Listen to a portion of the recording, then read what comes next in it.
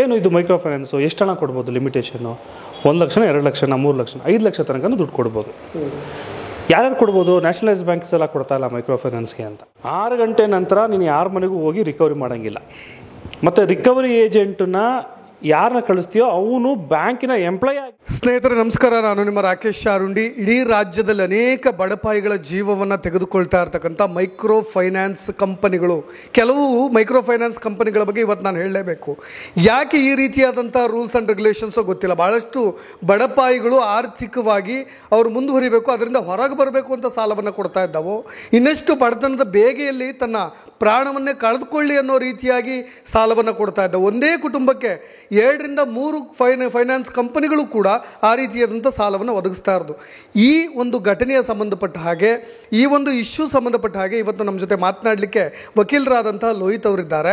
ಅವ್ರನ್ನ ಕೇಳೋಣ, ಕಾನೂನಿನ ಮುಖಾಂತರವಾಗಿ ಜನಸಾಮಾನ್ಯರು ಯಾವ ರೀತಿಯಾಗಿ ಹೋರಾಟ ಮಾಡಬಹುದು, ಇದರ ಮುಖಾಂತರವಾಗಿ ಹೇಗೆ ತಪ್ಪಿಸಿಕೊಳ್ಳಬಹುದು ಅನ್ನೋ ಸಾಧ್ಯತೆಗಳು ಏನೆಲ್ಲ ಇದೆ ಅಂತ.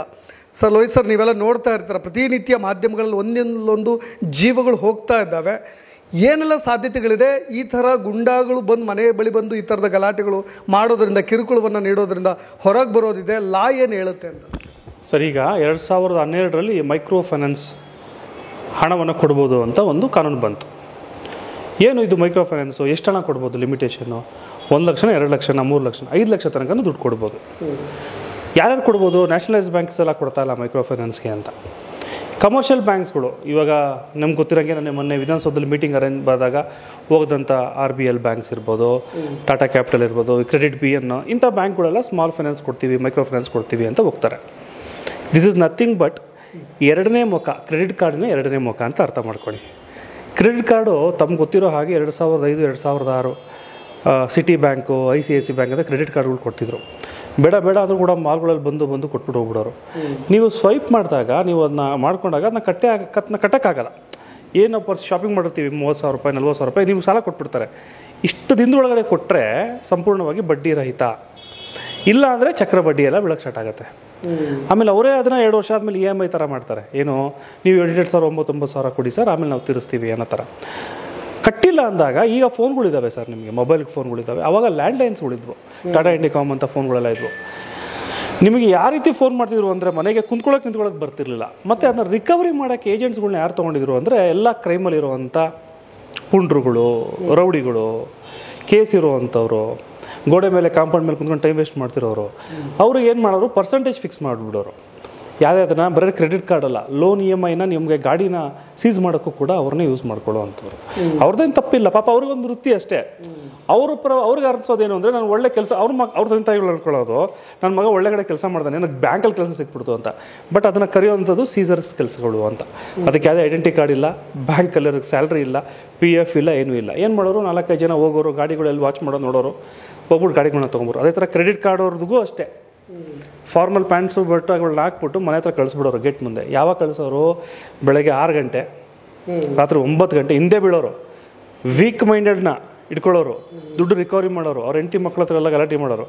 ಈ ರೀತಿ ಸ್ಟಾರ್ಟ್ ಆಗಿದ್ದಂಥದ್ದು ಇವತ್ತು ಕಂಟಿನ್ಯೂ ಆಗ್ತಿದೆ ಮೈಕ್ರೋ ಫೈನಾನ್ಸ್ ಅಂತ ಹೇಳಿ.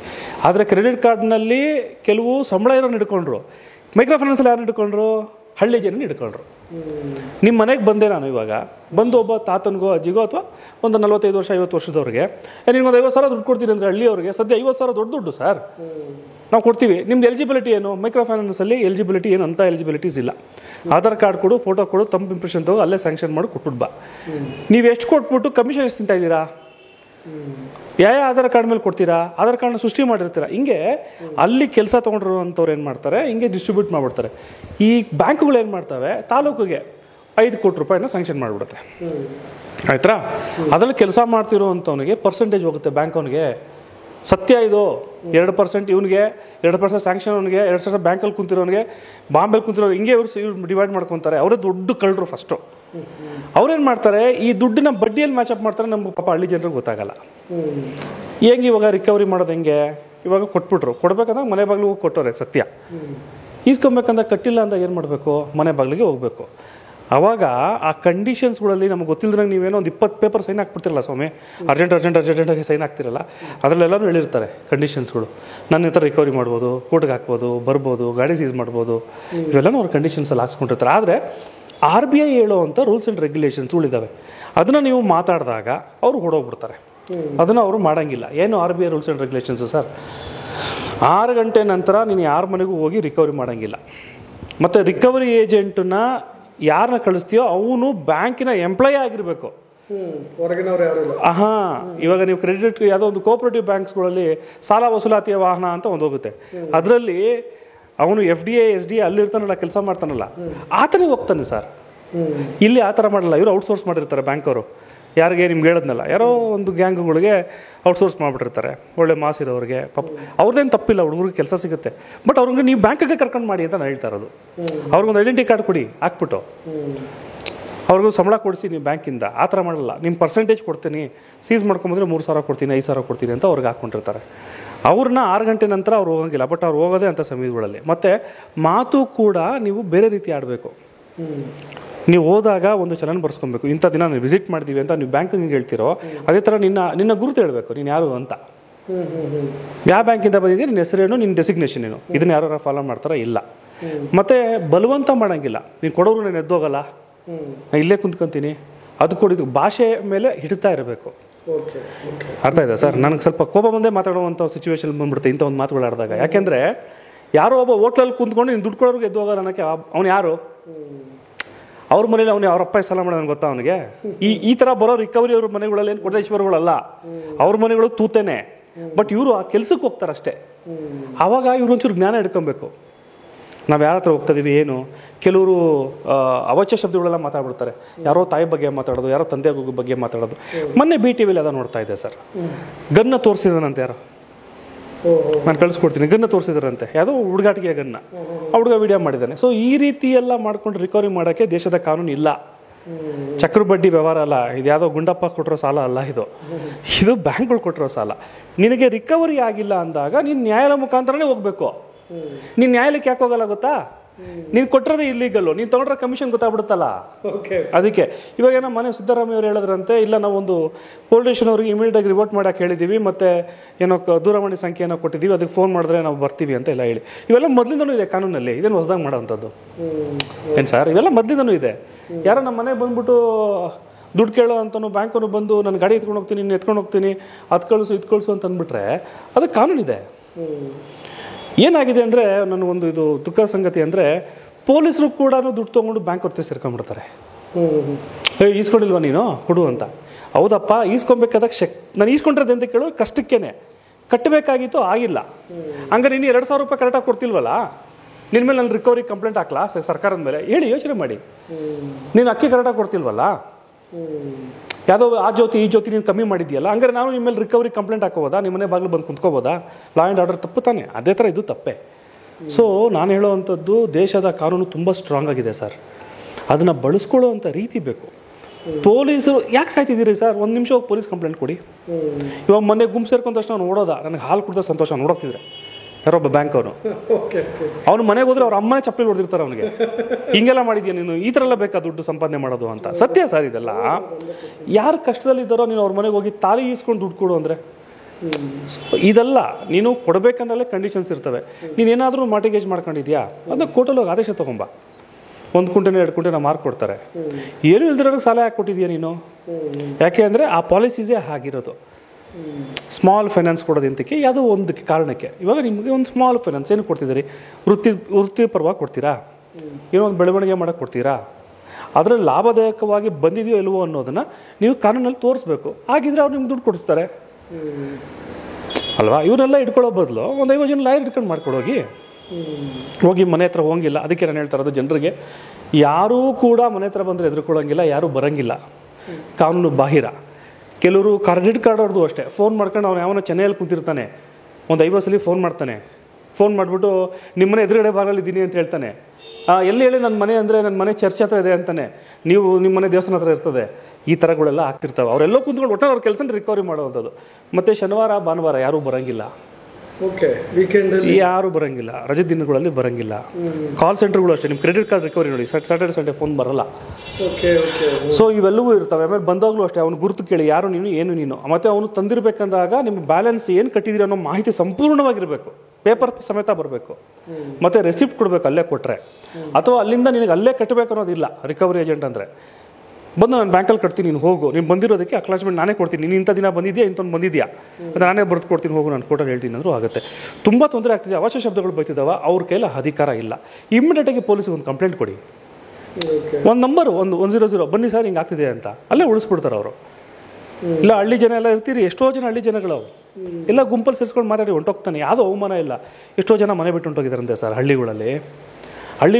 ಬಡವ್ರಿಗೆ ಒಂದು ಮಾತು ಹೇಳ್ತೀನಿ, ಬಡವ್ರಿಗೆ ಸ್ವಾಭಿಮಾನನೇ ಆಸ್ತಿ. ಹೌದು, ಸ್ವಾಭಿಮಾನನೇ ಅವರ ಹಣ ಸಂಪತ್ತು. ಅವ್ರಿಗೇನಾಗ್ಬಿಡುತ್ತೆ, ಯಾರೋ ಒಬ್ಬ ಬೆಳಗ್ಗೆನ ಸಾಯಂಕಾಲ ಬಂದು ಬಾಗಿಲು ತಟ್ಬಿಟ್ಟು ನೀನು ದುಡ್ಡು ಕೊಡು ಅಂತ ಜೋರಾಗಿ ಕಿರಿಸ್ಬೇಕಂದಾಗ ಅವ್ರೇನು ಮಾಡ್ತಾರೆ ಅಂತಾಗ ಆ ಅವಮಾನ ಸಹಿಸೋಕ್ಕಾಗಲ್ಲ. ಅದಕ್ಕೇನು ಮಾಡ್ತಾರೆ, ಸೂಸೈಡ್ ಮಾಡ್ಕೊಂಡ್ಬಿಡ್ತಾರೆ ಅಥವಾ ಜಾಗ ಖಾಲಿ ಮಾಡಿಬಿಡ್ತಾರೆ. ಯಾಕೆಂದರೆ ಅವ್ರಿಗಿರೋವಂಥದ್ದೇ ಸ್ವಾಭಿಮಾನ, ಅದಕ್ಕೆ ಕೈ ಹಾಕುವಂಥದ್ದು ಬ್ಯಾಂಕ್ಗಳು. ಸೊ ಹಾಗಾಗಿ ಇದ್ರ ಬಗ್ಗೆ ಸ್ವಾಭಿಮಾನ ಬೇಡ. ಯಾಕಂದರೆ ಇದು ಎಲ್ರಿಗೂ ಕಷ್ಟ ಬರುತ್ತೆ, ನನಗೂ ಕಷ್ಟ ಬರುತ್ತೆ, ನಿಮ್ಗೆ ಕಷ್ಟ ಬರಲ್ವಾ? ಯಾರಿಗೆ ಬರುತ್ತೆ? ನಾವೇನು ಮಲ್ಯಾಗೆ ಬಂದಾಯ್ತಲ್ಲ. ಸೊ ಹಣದ ಕಷ್ಟಗಳು ಯಾವುವು ಕೂಡ ಅಸಹ್ಯ ಪಡ್ಕೊಳ್ಳೋವಂಥದ್ದಲ್ಲ, ಅದರಲ್ಲಿ ಮರ್ಯಾದೆ ಹೋಗುವಂಥದ್ದಲ್ಲ. ಸೊ ಹಾಗಾಗಿ ಆ ಜಾಗದಲ್ಲೇ ಇದ್ದು ಕಾನೂನು ಮೊರೆ ಹೋಗಿ, ಏನಿಲ್ಲ ಕಾನೂನಿಗೂ ಅಷ್ಟು ದುಡ್ಡೇನು ಕೊಡಬೇಡಿ, ಪೊಲೀಸ್ ಕಂಪ್ಲೇಂಟ್ ಕೊಡಿ, ಅವ್ನು ಈ ಥರ ಎಲ್ಲ ಬೈದ, ಕೆಟ್ಟ ಮಾತು ಮಾಡ್ದ, ಅದು ಇದು ಅಂತೆಲ್ಲ ಹೇಳಿ ಬೈದಿಲ್ಲ ಅಂದರೆ ಬೇಡ, ಸುಳ್ಳು ಕಂಪ್ಲೇಂಟ್ ಕೊಡೋದು ಬೇಡ, ಈ ಥರ ಮಾಡ್ತಿದ್ದಾರೆ ಅಂತ. ಅದಕ್ಕೆ ಯಾವುದೋ ಕೋರ್ಟ್ಗೆ ಹೋಗಿ ನಿನ್ನ ಕೈಯಲ್ಲಿ ಎಷ್ಟಾಗುತ್ತೋ ಅಷ್ಟು ದುಡ್ಡನ್ನ ಕಟ್ಕೊಂಡು ಹೋಗ್ತೀನಿ ಅಂತ ಹೇಳಿದ್ರೆ ಮುಗಿದೋಯ್ತು, ಎಲ್ಲ ಕ್ಲೋಸ್. ಅದಕ್ಕೆ ಯಾಕೆ ಸೂಸೈಡ್ ಮಾಡ್ಕೊಬೇಕು ಅನ್ನೋದು ನನ್ನ ಅಭಿಪ್ರಾಯ ಸರ್. ಒಂದು ಮನೆಗೆ ಈಗ ಬೇರೆ ಬೇರೆ ಸ್ವಸಹಾಯ ಸಂಘಗಳಿರ್ತವೆ, ಒಂದೇ ಮನೆಗೆ ಅವ್ರು ಎಷ್ಟು ಆರ್ಥಿಕವಾಗಿ ಸಬಲರಾಗಿದ್ದಾರೋ ಇಲ್ವೋ ಅನ್ನೋದು ನೋಡ್ದೇನೆ ಬೇರೆ ಬೇರೆ ಸಂಸ್ಥೆಗಳು ಸಹಿತ, ಮೈಕ್ರೋ ಫೈನಾನ್ಸ್ ಸಂಸ್ಥೆಗಳು ಒಂದೇ ಮನೆಗೆ ಈ ಥರದ ಲೋನ್ಗಳನ್ನು ಕೊಡೋದು, ಅದು ಹೆಚ್ಚು ಲೋನ್ಗಳನ್ನು ಕೊಡೋದು. ಆ ನಿಟ್ಟಿನಲ್ಲಿ ಏನಾದರೂ ಕಾನೂನು ಬದಲಾವಣೆ ಆಗಬೇಕು ಅಂತ ಬಯಸ್ತಾರೆ ಸರ್? ಇಲ್ಲ, ಇವಾಗ ಫೈನಾನ್ಸ್ ಕೊಡೋ ಅಂಥದ್ದು ಒಳ್ಳೆಯದೇ, ಒಂದೇ ಬ್ಯಾಂಕ್ ಆಗಲಿ ಸಾವಿರಾರು ಬ್ಯಾಂಕ್ಗಳಾಗಲಿ ಕೊಡುವಂಥದ್ದು ಒಳ್ಳೆಯದೇ.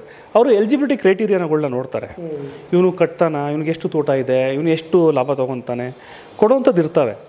ಸೊ ಎಷ್ಟೇ ಬ್ಯಾಂಕ್ಗಳು ಫೈನಾನ್ಸ್ ಮಾಡಿದ್ರೂ ಕೂಡ ತೊಗೊಳ್ಳೋಂಥದ್ದು ಏನು ತಪ್ಪಿಲ್ಲ, ಅದಕ್ಕೇನು ಕಾನೂನು ಬೇಕಾಗಿಲ್ಲ, ರಿಸ್ಟ್ರಿಕ್ಟೆಡ್ ಮಾಡೋಂಗಿಲ್ಲ. ಇವತ್ತು ನನಗೆ ಒಂದು ಮನೆ ತೊಗೊಳಕ್ಕೆ ಒಂದು ಬ್ಯಾಂಕು 1 ಕೋಟಿ ರೂಪಾಯಿ ದುಡ್ಡು ಕೊಟ್ಟರೆ ಅದೇ ಮನೆ ತೊಗೊಳಕ್ಕೆ ಇನ್ನೊಂದು ಬ್ಯಾಂಕ್ ಕೊಡಲ್ಲ ನನಗೆ, ಯಾಕಂದರೆ ಸಿಬಿಲ್ ತೋರಿಸ್ಬಿಡುತ್ತೆ. ಆ ರೀತಿಯಾಗಿ ಕಾನೂನುಗಳನ್ನ ಮಾಡಿಕೊಂಡು ಅವರೇ ಮಾಡ್ಕೊಬೇಕಾಗತ್ತೆ. ನಾನು ಹೇಳ್ತಿಲ್ವಾ ಸರ್, ಅಲ್ಲಿ ಕಾನೂನು ಇದೆ. ಈಗ ಒಂದು ತಾಲೂಕಿಗೆ ನಾನು ಒಬ್ಬ ಮ್ಯಾನೇಜರ್ಗೆ 5 ಕೋಟಿ ಕೊಟ್ಬಿಡ್ತೀನಿ, ಅದು ಅವರು ಬಿಟ್ಟಿದ್ದು ಹಂಚೋದು. ಓಕೆ, RBI ಗೈಡ್ಲೈನ್ಸ್ ನಾನು ಫಾಲೋ ಮಾಡ್ತೀನೋ ಇಲ್ವೋ ಅದು ಗೊತ್ತಿಲ್ಲ, ನಾನು ಮಾಡ್ತಾ ಇಲ್ಲ. ಬ್ಯಾಂಕ್ ಅವರು ನನಗೆ 5 ಕೋಟಿ ಒಂದು ತಾಲೂಕು ಕೊಟ್ಬಿಡ್ತೀನಿ, ಮಾಗಡಿ ತಾಲೂಕು 5 ಕೋಟಿ ಕೊಟ್ಬಿಡ್ತೀನಿ ಒಂದು ಬ್ಯಾಂಕು, ಚಿಕ್ಕ ಫೈನಾನ್ಸ್ ಮೇಲೆ ಕಳಿಸಿ. ಅವ್ರ ಕೆಲಸ ಏನು, ದುಡ್ಡು ಕೊಟ್ಟು ಬಡ್ಡಿ ಇಸ್ಕೊಡೋದು ಅವ್ರಿಗೆ, ಹೆಡ್ ಆಫೀಸ್ಗೆ. ಅದರಲ್ಲಿ ಅವ್ರಿಗೂ ಪರ್ಸೆಂಟೇಜ್ ಇರ್ತವೆ. ಅದೇ ದುಡ್ಡಲ್ಲಿ ಅವ್ರ ಆಫೀಸ್ನ ಮೇಂಟೈನ್ ಮಾಡಬೇಕು, 4 ಜನ ಕೆಲಸಕ್ಕೆ ಇಟ್ಕೊಂಡ್ರೆ ಮೇಂಟೈನ್ ಮಾಡಬೇಕು. ಈ ಥರ ಒಂದು ಫೈನಾನ್ಸ್ ಮಾಡಿಬಿಟ್ಟಿರುವಂಥದ್ದು. ನೀವು RBI ರೂಲ್ಸ್ ಆ್ಯಂಡ್ ರೆಗ್ಯುಲೇಷನ್ಸ್ನ ಕರೆಕ್ಟಾಗಿ ಫಾಲೋ ಮಾಡಿದ್ರೆ ಈ ರೀತಿ ನಡೆಯಲ್ಲ. ಕರೆಕ್ಟಾಗಿ ಬ್ಯಾಂಕ್ ಅವರೇ ಗೌರ್ಮೆಂಟ್ ಮಾಡಬೇಕು, ಅಪ್ಲಿಕೇಶನ್ಸ್ಗಳು ಕೊಡಬೇಕು. ಯಾರೋ ಒಬ್ಬನ್ನ ಕಳಿಸಿದಾಗ ಅವನ ಈ ಥರ ಬಟ್ಟೆನೇ ಹಾಕೊಂಡು ಹೋಗ್ಬೇಕು, ಇಂಥ ಸಮಯದಲ್ಲಿ ಹೋಗ್ಬೇಕು, ಈ ಥರನೇ ಮಾತಾಡಬೇಕು. ಈ ಥರ ಬಿಟ್ಟು ಬೇರೆ ಮಾತಾಡೋಂಗಿಲ್ಲ, ಎದುರಿಸಂಗಿಲ್ಲ, ಬೆದರ್ಸಂಗಿಲ್ಲ, ಈಗಲೇ ಕೊಡುವಂಥ ಬಲವಂತ ಮಾಡೋಂಗಿಲ್ಲ. ರಿಕವರಿ ಅನ್ನೋದೇ ಬೇರೆ ಪ್ರೊಸೀಜರ್ಸ್ ಇದ್ದಾವೆ, ರಿಕವರಿ ಪಾಲಿಸೀಸೇ ಬೇರೆ. ನಮ್ಮ ದೇಶ ಇವಾಗ ಯಾರಿಗೋ ಒಂದು ಸಾಲ ಕಟ್ಟಬೇಕು, ಯಾವುದೋ ಒಂದು ದೇಶಕ್ಕೆ ಸಾಲ ಕೊಡಬೇಕು, ಆ ದೇಶದೂ ಬಂದು ಮೋದಿ ಮುಂದೆ ಹಂಗೆ ಕೂತ್ಕೊಂತಾರ ಸರ್ ರಿಕವರಿ ಮಾಡೋಕ್ಕೆ? There is a policies, there is a rules and regulation. ಯಾಕೆ ಆ ಉದಾಹರಣೆ ಕೊಟ್ಟೆ ಅಂದರೆ ಅರ್ಥ ಆಗಲಿ ಅಂತ. ಹಿಂಗಿದ್ದಾವೆ, ಹಿಂಗೆ ಮಾಡಬೇಕು ಅಂತ. ಕಟ್ಟಿಲ್ಲ ಅಂದಾಗ ಮುಟ್ಕೋಲು ಹಾಕ್ಕೊಂತಾರೆ, ಅದು ಕಾನೂನು ರೀತಿಯಲ್ಲಿ ಹಾಕ್ಕೊಂತಾರೆ. ಅವಾಗಲೂ ಅಷ್ಟೇ ಬಂದು ಆಚೆ ಹಾಕೋಕ್ಕಾಗಲ್ಲ. ಕೋರ್ಟಿಂದ ಆದೇಶ ತೊಗೊಂಬರ್ತಾರೆ, ಅವ್ರನ್ನ ಮನೆಯಿಂದ ಹೋಗ್ಬೇಕು ಅಂತ ಹೇಳ್ತಾರೆ, ಆದೇಶ ಮಾಡ್ತಾರೆ. ಯಾರಿಗೂ ಬಲವಂತ ಮೈ ಕೈ ಮುಟ್ಟುವಂಥದ್ದಿಲ್ಲ. ಕೆಲವ್ರೇನೋ ಫೋನಲ್ಲಿ ಬೇರೆ ಬೇರೆ ರೀತಿಯೇ ಮಾತಾಡ್ತಾರೆ ಅಂತ ನನಗೆ ಬೆಳಗ್ಗೆ ಒಂದು ಕಂಪ್ಲೇಂಟ್ ಬಂತು ಸರ್ ಬಾಯಿ ಬಂದಾಗೆ ಮಾತಾಡ್ತಾನೆ, ನಮ್ಮ ತಾಯಿ ಬಗ್ಗೆ ಮಾತಾಡ್ತಾನೆ, ಏನು ಮಾಡಿದ್ರೆ ಆ ನಂಬರ್ಗೆ ಹೊಸದಾಗಿ ಫೋನ್ ಮಾಡಿ ನನಗೆ ಕೊಡು ಅಂದರೆ ಆ ನಂಬರ್ ಹೋಗೋದೇ ಇಲ್ಲ. ಅವ್ನು ಯಾರೋ ಕುಂತ್ಕೊಂಡು ಮಾತಾಡ್ಬಿಟ್ಟು ಹೊಂಟೋದ. ಇವಾಗ ಅದಕ್ಕೆ ನಾನೇನು ಮಾಡಬೇಕು, ನಾನು ಇಡೀ ಆ ಬ್ಯಾಂಕಿಗೆ ಕಂಪ್ಲೇಂಟ್ ಕೊಡಿಸ್ದೆ, ಅವ್ನು ಬರೋವರೆಗೂ ನಾನು ಕಟ್ಟಲ್ಲ ಅಂತ. ಮುಗಿದೋಯ್ತು, ಅವ್ನು ಫೋನೇ ಬರ್ತಾಯಿಲ್ಲ. ಇವಾಗ ಅಂದರೆ ನಾನು ಸಹಾಯ ಮಾಡಿದೆ ಅಂತಲ್ಲ, ದುಡ್ಡು ಕಟ್ಟಿರೋಂಗೆ ಅವ್ನಿಗೆ ಹೆಲ್ಪ್ ಮಾಡಿದೆ ಅಂತಲ್ಲ. ನಿಜವಾಗ್ಲೂ ಕಷ್ಟದಲ್ಲಿದ್ದಾಗ ಕೆಲವು ಸಮಯ ನಮ್ಮ ಬ್ರೀತಿಂಗ್ ಪೀರಿಯಡ್ ಬೇಕಾಗುತ್ತೆ. ಇವತ್ತಿದ್ದಂಗೆ ನಾಳೆ ಸಂಬಳ ಬರಲ್ಲ. ಗೌರ್ಮೆಂಟ್ ಅವರೇ 30ನೇ ತಾರೀಕು ಸಂಬಳ ಹಾಕಬೇಕು ಅಂದರೆ ಸಂಬಳ 30ನೇ ತಾರೀಕು ಹಾಕಿಲ್ಲ. ಎಷ್ಟೋ ಡಿಪಾರ್ಟ್ಮೆಂಟ್ಗಳಿಗೆ 2 ತಿಂಗಳು 3 ತಿಂಗಳು ಹಾಕ್ತಾರೆ. ಅಂಥವ್ನು ಸಾಲ ತಗೊಂಡ್ರೆ ಏನು ಮಾಡ್ತೀರಿ? ದಿಸ್ ಆಲ್ ಇದು. ಇಲ್ಲ ನೀವು ಸಾಲ ಮಾಡಿಬಿಟ್ಟು ನೀವು EMIಗಳು ಕಟ್ಕೊಂಬಿಡೋದು, ನಾನು ಆಮೇಲೆ ಕೊಡ್ತೀನಿ ಅಂತ ಇಲ್ಲ. It's all understandable. ಈಗ 30ನೇ ತಾರೀಕು ಸಂಬಳ ಯಾವ್ದಾರ ಡಿಪಾರ್ಟ್ಮೆಂಟಿಗೆ ಕರೆಕ್ಟಾಗಿ 30ನೇ ತಾರೀಕು ಈ ಸರ್ಕಾರ ಸಂಬಳ ಹಾಕಿದೆ ಅಂತ ನೋಡ್ಕೊಂಬನ್ನಿ ಫಸ್ಟ್ ಹೋಗಿ. 1ನೇ ತಾರೀಕು ಬಂದು ರಿಕವರಿ ಬಂದು ನಿಂತ್ಕೊಂಡ್ರೆ ನಾನೇನು ಮಾಡಲಿ? ಅದಕ್ಕೆ ಸರ್ಕಾರದ ಅಂಡರಲ್ಲಿ ಇರ್ತಕ್ಕಂಥ ಈ ಸಣ್ಣ ಪುಟ್ಟ ಬ್ಯಾಂಕ್ಗಳು ಈ ಥರ ಟಾರ್ಗೆಟ್ ಮಾಡಿ ಜನರನ್ನ ಪೀಡಿಸಬಾರ್ದು ಅಂತ. ಖಂಡಿತ ಸರ್. ನಾವು ಏನು ಹೇಳೋದು ಅಂದರೆ, ದುಡ್ಡು ಹಣ ಸಮಯಕ್ಕೆ ಕೊಡುವಂಥ ಸಂಸ್ಥೆ ಸರ್ಕಾರವೇ ಇಲ್ಲ ಇದ್ದಾಗ ಸಾಮಾನ್ಯ ಜನ ಏನು ಮಾಡ್ತಾನೆ? ಅವನಿಗೆ ಸಾಮಾನ್ಯವಾಗಿ ಕೆಲಸ ಸಿಗಬೇಕು. ಇಲ್ಲ ನೀವು ಮೈಕ್ರೋ ಫೈನಾನ್ಸ್ ನಿಲ್ಲಿಸ್ಬಿಡಪ್ಪ, ಬೇಡ, ಕೊಟ್ಟ್ಯಾಕೆ ಪ್ರಾಣ ತಿಂತಿದ್ಯಾ? ಕೊಡಬೇಕಂದಾಗ ನೀನೇನೋ ಒಂದು ದಾಖಲಾತಿ ತೊಗೊಂಡು ಕೊಡು, ನೋಡಪ್ಪ ನಾನು ಇದ್ರ ಮೇಲೆ ನೀನು ಕೊಡಲಿಲ್ಲ ಅಂದರೆ ಇದು ಗ್ಯಾರಂಟಿ, ಇದು ಶ್ಯೂರಿಟಿ ಮಾಡ್ಕೊಂಡು ಹೋಗ್ಬಿಡು. ನೀನು ಮಾಡಲ್ಲ, ಅದು ಮಾಡಲ್ಲ. ಮೈಕ್ರೋ ಫೈನಾನ್ಸ್ ಸಾಲವನ್ನು ಮನ್ನಾ ಮಾಡೋಕ್ಕಂತೂ ಸರ್ಕಾರದ ಕೈಲಿ ಆಗಲ್ಲ ಅಲ್ವಾ? ಸೊ ಹಾಗಾಗಿ ಚಕ್ರ ಬಡ್ಡಿ, ಆ ಬಡ್ಡಿ, ಈ ಬಡ್ಡಿ ಅದನ್ನೆಲ್ಲ ಸರ್ಕಾರ ಗಮನಿಸಬೇಕು. ನೀನು ಎಷ್ಟು % ಬಡ್ಡಿ ಆಗ್ತಾ ಇದೆಯಾ? ಮೈಕ್ರೋ ಫೈನಾನ್ಸ್ ಅನ್ನೋದೇ ಜನರಿಗೆ ಒಳ್ಳೇದಾಗಬೇಕು ಅಂತ ಇರೋದು. ಎಷ್ಟು ಪರ್ಸೆಂಟೇಜ್ ನೀನು ಸಾಲವನ್ನು ಕೊಡ್ತಾ ಇದೆಯಾ? ಅದ್ರ ಬಗ್ಗೆ ಸರ್ಕಾರ ನೀವೇನಾದ್ರು ನೋಟಿಫಿಕೇಶನ್ ಆಚೆ ಬಿಡಿ ನೋಡೋಣ. ಮೋರ್ ದೆನ್ 1% ನೀವು ಇಂಟ್ರೆಸ್ಟ್ ಆಗ್ತಿರಂಗೆ ಮಾಡಿ ನೋಡೋಣ. ಆಗಲ್ಲ. ಎಷ್ಟು ಪರ್ಸೆಂಟೇಜ್ ಇದೆ ಅಂತ ನಿಮ್ಗೆ ಗೊತ್ತಾ? 16%. ಮತ್ತೆ 16%, 1 ಲಕ್ಷಕ್ಕೆ 16,000 ರೂಪಾಯಿ ನಿಮಗೆ ಬಡ್ಡಿ. ಯಾವ ಮೈಕ್ರೋ ಫೈನಾನ್ಸ್ ಹೆಲ್ಪ್ ಆಗುತ್ತೆ ನಿಮಗೆ? ತುರ್ತು ಸಭೆ ನಡೆಸಿದ್ದೀನಿ, ಎಲ್ಲ ಆಗೋಯ್ತು, ಇವತ್ತು ನಿಲ್ಲಿಸಿದ್ದಾರೆ ಅವ್ರು ಹೋಗೋಕ್ಕೆ, ಒಂದು ವಾರ ಸುಮ್ಮನೆ ಆಗ್ತಾರೆ, ನಾಡಿದಿಂದ ಅದೇ ಕೆಲಸ ಮಾಡ್ತಾರೆ. ಅದಕ್ಕೆ ನೀವು ಮಾಡಬೇಕಾಗಿರೋವಂಥದ್ದು ರೆಕ್ಟಿಫೈ ಮಾಡಿ ಒಂದು ಎಲ್ಲ ಬ್ಯಾಂಕ್ ಅವ್ರನ್ನೂ ಕರೆದು ಎಷ್ಟು ಪರ್ಸೆಂಟೇಜಸ್ ಆಫ್ ಇಂಟ್ರೆಸ್ಟ್ನ ನೀವು ನಮ್ಮ ಜನರ ಮೇಲೆ ಹಾಕಿದ್ದೀರಿ, ನೀವು ಇಷ್ಟು ಜನದ ಮೇಲೆ ಇಷ್ಟು ಇಂಟ್ರೆಸ್ಟ್ ಹಾಕಿದ್ದೀರಲ್ಲ, ನಿಮಗೆ ಬುದ್ಧಿ ಇದೆಯಾ? ಬಡವನ ಮೇಲೆ 16% ನೀನು ಹೆಂಗೆ ಹಾಕ್ಬಿಡ್ತೀಯಾ? ನಿಂದು ಸೇವೆ ಹೆಂಗಾಯಿತು ಮೈಕ್ರೋ ಫೈನಾನ್ಸು? ನೀವು ಮೈಕ್ರೋ ಫೈನಾನ್ಸ್ ಅಂತ ಉದ್ಭವ ಆಗಿದ್ದಂಥದ್ದು ಕಾನ್ಸೆಪ್ಟು ಜನರಿಗೆ ಒಳ್ಳೇದು ಮಾಡಬೇಕು ಅಂತ ಹೇಳಿ, ಅದನ್ನು ನೀನು ಒಳ್ಳೇದನ್ನು ನೀನು ಎಲ್ಲಿ ಮಾಡ್ತಾ ಇದೀಯಾ? ಅದು ಒಳ್ಳೇದೇ ಆಗ್ತಾ ಇಲ್ವಲ್ಲ? ನೀನು ಅವ್ರನ್ನ ಕುಯ್ತಾ ಇದ್ದೀರಾ, ಕತ್ತಿ ಸಮೇತ ಕುಯ್ತಾ ಇದ್ದೀರಾ. 16,000 ಜನರಿಗೆ ದೊಡ್ಡದು ಸರ್. 2,000 ರೂಪಾಯಿ ಹಾಕಿದ್ರು ಈ ಸರ್ಕಾರ 2,000 ಹಾಕುತ್ತಲ್ಲ, ವರ್ಷಕ್ಕೆ ಹಾಕುವಂಥದ್ದು ಎಷ್ಟಾಗುತ್ತೆ? 24,000 ರೂಪಾಯಿ ಅಂತ ಅನ್ಸುತ್ತೆ. ಅದರಲ್ಲಿ ಮುಕ್ಕಾಲು ಭಾಗ ಇವ್ನು ಇಂಟ್ರೆಸ್ಟ್ ತಗೊಂಡ್ರೆ ಲುಕ್ ಎಟ್ ಇಟ್ ಹೆಂಗಿದೆ. ಸೊ ಇವೆಲ್ಲವೂ ಕೂಡ ಕರ್ಟೇಲ್ ಆಗಬೇಕು. ನೀನು 2% ತೊಗೊಂಬ, EMI ರೇಟ್ ಕಮ್ಮಿ ಮಾಡಿಸು, ಜನ ಕಟ್ತಾನೆ. ನಾನು ಕೊಟ್ಟಿರುವಂಥ ದುಡ್ಡಲ್ಲೇ ಕೊಟ್ಬಿಡ್ತಾನೆ ಅವನು. So this is all rectify ಮಾಡಬೇಕು. ಅಥವಾ ನೀನು ಮೋಸ ಇಷ್ಟು ವರ್ಷ ಎಷ್ಟು ಮಾಡಿದ್ಯಾ ಅದೆಲ್ಲ ನಾನು ರಿಕವರಿ ಮಾಡಿಸ್ತೀನಿ, ನೀನು ವಾಪಸ್ ಕೊಡು ಜನರಿಗೆ, ಅದನ್ನ ಮಟ್ಟ ಮಾಡಿಸ್ತೀನಿ, ಪೈಸಾ ವಸೂಲು ಮಾಡಿಸ್ತೀನಿ, ಈ ಸಾಬ್ ಬರೋಬರಂತೇನೋ ಒಂದು ಆ ಥರ ನಾನು ಮಾಡ್ತೀನಿ. ಈ ರೀತಿಯಾಗಿ ಮಾಡಬೇಕಾಗತ್ತೆ. ಅದನ್ನು ಬಿಟ್ಟು ಏನೋ ಒಂದು ತುರ್ತು ಸಭೆ ಮಾಡಿಸ್ತೀವಿ, ನಾವು ಇವ್ರಿಗೆ ತೊಂದರೆ ಕೊಡೋಕ್ಕಾಗಲ್ಲ, ಆ ರೀತಿ ಎಲ್ಲ ಮಾಡಿದ್ರೆ this is not suitable government ಅಂತ ನನಗನ್ಸೋದೆ ಸರ್. Thank you sir. ನೋಡಿದ್ರಲ್ಲ ಸ್ನೇಹಿತರೆ, ಇದು ಸರಿಯಾದ ಮಾಹಿತಿ ಅಂತ ಅಂದ್ಕೊಳ್ತೀನಿ. ಯಾರೆಲ್ಲ ಮೈಕ್ರೋ ಫೈನಾನ್ಸ್ನಲ್ಲಿ ಸಾಲ ಮಾಡ್ತಾ ಇದ್ದೀರಿ ಅಥವಾ ಯಾರೆಲ್ಲ ಮಾಡೋರಿದ್ದೀರಿ, ಈ ಒಂದು ಉಪಯುಕ್ತವಾದಂಥ ಮಾಹಿತಿ ನಿಮಗೆ ಸಹಕಾರ ಆಗಬಲ್ಲದು. ಜೊತೆಗೆ ನಿಮ್ಮ ಅಮೂಲ್ಯವಾದ ಜೀವವನ್ನು ಕಳೆದುಕೊಳ್ಳೋ ಮುನ್ನ ಕಾನೂನಾತ್ಮಕವಾಗೂ ಕೂಡ ಹೋರಾಡಬಹುದು. ಅಥವಾ ಕಟ್ಟಲಿಕ್ಕೆ ಸಾಧ್ಯವಾಗದೇ ಇದ್ದರೆ ಕೋರ್ಟ್ ಮೊರೆ ಹೋಗಿ ಅಥವಾ ಕೋರ್ಟ್ ಏನು ಹೇಳುತ್ತೋ ಅದರ ಆದೇಶದ ಮೇರೆಗಾದರೂ ಕೂಡ ನೀವು ನಿಮ್ಮ ಸಾಲವನ್ನು ತೀರಿಸಬಹುದು. ಹಾಗಾಗಿ ಸ್ನೇಹಿತರೆ, ನನ್ನೆಲ್ಲ ವೀಕ್ಷಕರಿಗೂ ನಾನು ಅದೇ ರಿಕ್ವೆಸ್ಟ್ ಮಾಡ್ಕೊಳ್ತಾ ಇದ್ದೀನಿ. ಈ ಒಂದು ಮಾಹಿತಿ ನಿಮಗೆ ಇಂಪಾರ್ಟೆಂಟ್ ಅಂತ ಅನಿಸಿದ್ರೆ, ಉಪಯುಕ್ತ ಅಂತ ಅನಿಸಿದ್ರೆ ಇನ್ನೊಬ್ಬರಿಗೆ ಶೇರ್ ಮಾಡಿ. ಅಥವಾ ನಿಮಗೂ ಕೂಡ ಇಂಪಾರ್ಟೆಂಟ್ ಅಂತ ಅನಿಸಿದ್ರೆ ಯಾವ ರೀತಿಯಾಗಿ ನಿಮ್ಮ ಮನೆ ಬಾಗಿಲಿಗೆ ಬರ್ತಕ್ಕಂಥ ಈ ಗೂಂಡಾಗಳು, ಜೊತೆಗೆ ಕೆಲವೊಬ್ಬ ಈ ಮೈಕ್ರೋ ಫೈನಾನ್ಸ್ ಏಜೆಂಟ್ಗಳ ವಿರುದ್ಧವಾಗಿ ಹೇಗೆ ನೀವು ಕ್ರಮ ಜರುಗಿಸಬಹುದು ಅನ್ನೋ ನಾಲೆಡ್ಜು ಕೂಡ ನಿಮಗೆ ಇರಲಿ ಅನ್ನೋದನ್ನು ಹೇಳ್ತಾ ಇನ್ನಷ್ಟು ಉಪಯುಕ್ತ ಸುದ್ದಿಗಳೊಂದಿಗೆ ಮತ್ತೆ ಬರ್ತೀನಿ. ನಾನು ರಾಕೇಶ್ ಶಾರುಂಡಿ. ಧನ್ಯವಾದ.